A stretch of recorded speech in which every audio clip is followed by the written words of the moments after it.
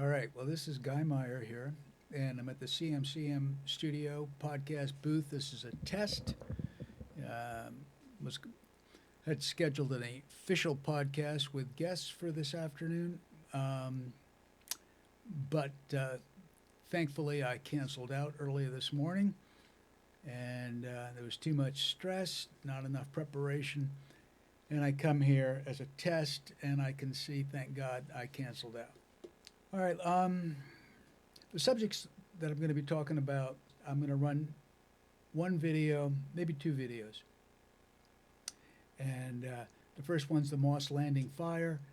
I hope to have a guest next week. If he, forgive me for messing up on this Valentine's Friday event. But all for the best, I think. Here we go. I'm going to see if I can make this work here. Everybody said life was going to be simple. All right, let's watch this. Reporting from The Moss Landing power plant fire has impacted so many. There have been 4 fires there since 2019, many in the community feeling like it should not come back online. Tonight in a special report, our very own Scott Rates talks with neighbors, Vistra Energy, and state leaders about the future of the plant. What could have possibly prevented it? On Saturday, a group of concerned citizens rallying outside the Moss Landing power plant. What chemical pollutants were in the plume? Their group, known as Never Again Moss Landing. We're a grassroots, all-volunteer citizen group which grew in 6 days from one person to over 4,900 supporters. Several people came out to hear updates, many of them holding signs, still very frustrated. They then walked to the plant, posting what they are calling their own red tag. We're not going to stand around and just sit back and let people shove it down our throats. Hey, Heather people, I Griffin don't has know what lived in that question Prunedale is for up 26 there. years. She started the group. She's worried about Programming her health and confusion. the health of her community. The day after the fire? Pause this and see if there's anything I can learn about somebody's post on this, why this is here. Several people came out to hear updates, many of them tag. We're not going to stand around and just sit back and let people shove it down our throats. Heather Griffin has lived in Prunedale for 26 years. She started the group. She's worried about her health and the health of her community. The day after the fire on Friday, I started tasting a metallic taste in my mouth, and I really hope that people go get their blood work done. The fire burning for at least 5 days, sending thick black toxic smoke up into the air. This is the 3rd fire for Vistra and the 4th fire at the power plant since 2019. Do you think that this power plant should come back online at this location? I don't think it's a good idea. I took the community's concerns to State Assembly member Don Addis. Will your office be taking a hard look at, hey, maybe we should offline this thing permanently? Well, I've called for it to stay offline until it can be guaranteed safe. How do they guarantee it be safe, though? Because I asked the guy from Vistra, I said, can you guarantee it? And he could not guarantee it for me. And it's a big problem. Why wasn't that an independent investigation done the first 2 times with Vistra? Interesting journalist there, really being pretty aggressive in a way that might have somebody, let's say, like Trump or somebody really hot under the collar, not that respectful. But when he's putting that energy on behalf of a cause that I totally agree with, I think he's doing. Why do you think, in your opinion, why do you think the state allowed them to just conduct their independent investigation? And the state's like, oh, good enough, let's bring it back online. You know, it's a really good question. It's hard for me to conjecture around what others were thinking at the time, you know, when they had the responsibility to do those things.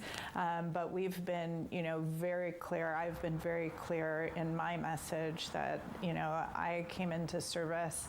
I want this done. The governor has called, has joined our calls for an independent investigation. In California, this is considered a green technology. And therefore, the amount of regulations wouldn't be the same as if this was like an oil company, if they were digging for oil, doing anything like that, because obviously we know that the regulations are a lot more strict when it comes to that in California. Is it time? And what a good point there. What a powerful point that is, that green in quotes.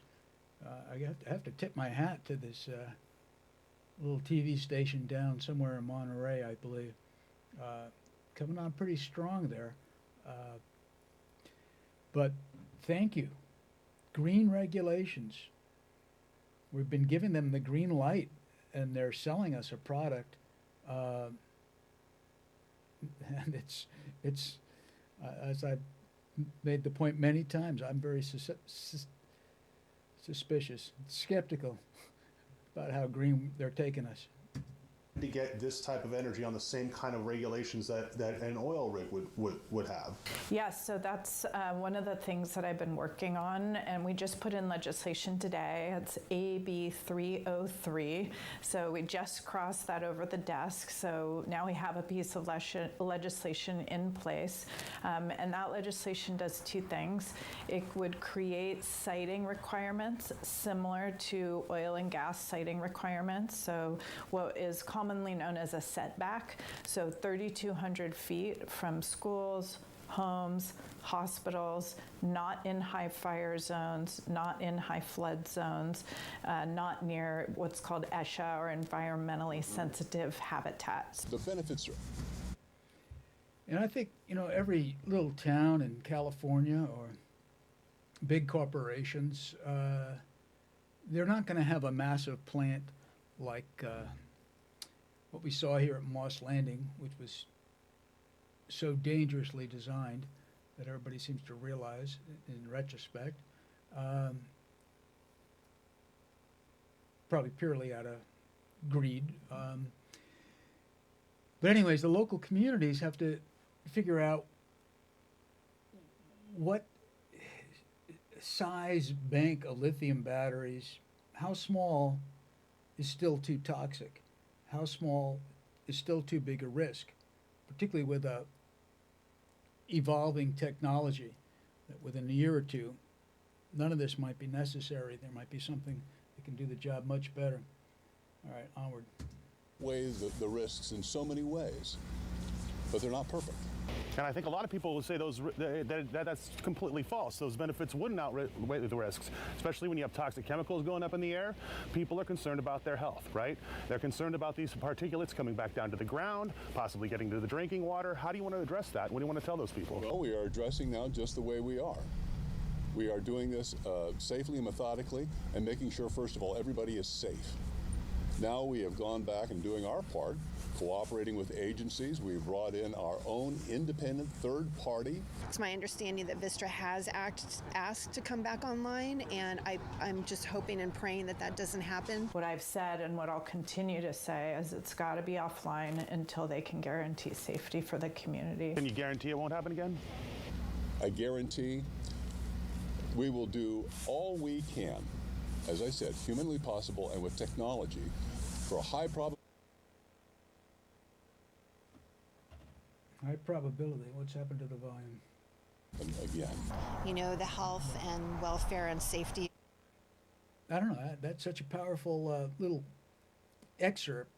And there is way more going on. There's hundreds, if not 1,000 people in the greater Moss Landing area who have on a website that's members only, that I got approved of yesterday. They don't really want, for some reason, they want approval of everybody who goes in. You got to tell them why you want to get in there.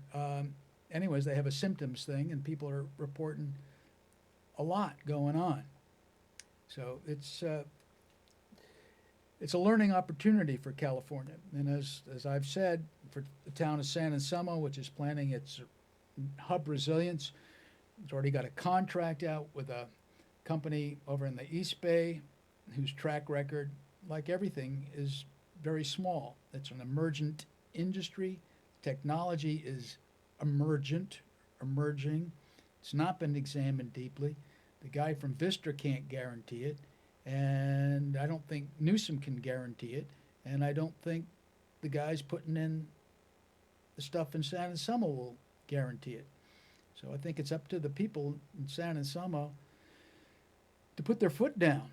It's like, are you allowed, just because this thing is going forward, to say, no, whoa, put on the brakes? And I think you are allowed to do that in this world.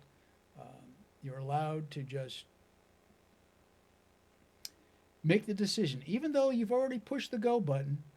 No, let's rethink this. I think it's very important. I think in retrospect,